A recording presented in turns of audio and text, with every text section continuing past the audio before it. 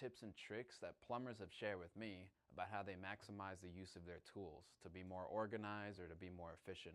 If you use a lot of tools with cords, you'll know these can get tangled very easily if not stored properly. For this, you can cut some pipe or take an extra PVC fitting and store the cord in there.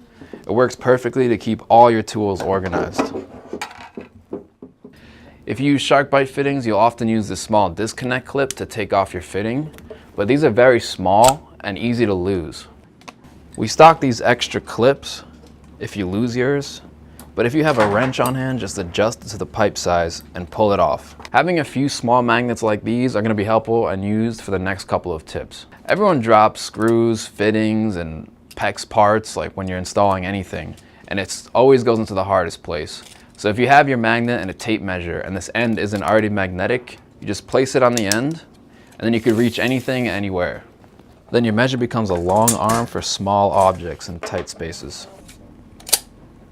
Everyone knows how you find wooden studs in your wall by just tapping, because the wood vibrates and you hear it, or it's solid. But with steel studs, it doesn't vibrate, so you don't really know where you're going with it.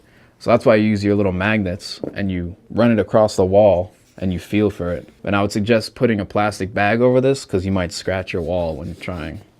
A lot of you probably already know this trick, but I wanted to include it because I already have the magnets out. If your drill bit isn't magnetized, it can be difficult to keep the screw on it.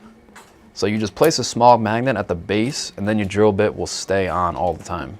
Maybe you have a nail in your wall for a picture or something and you want to remove it. A lot of people will take the hammer and try and pull it out, but you leave a big mark right here. All you have to do is take something soft and put it right below it, like a sponge or maybe a folded up paper towel, and then you just pry it out slowly.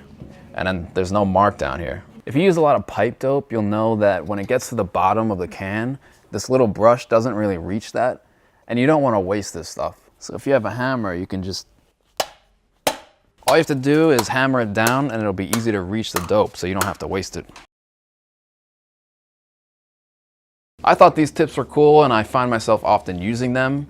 If there is something that you use in your trade daily that you think is unique to yourself and maybe you want to share it, then comment in the section below and I'd love to post a video about it or maybe a picture.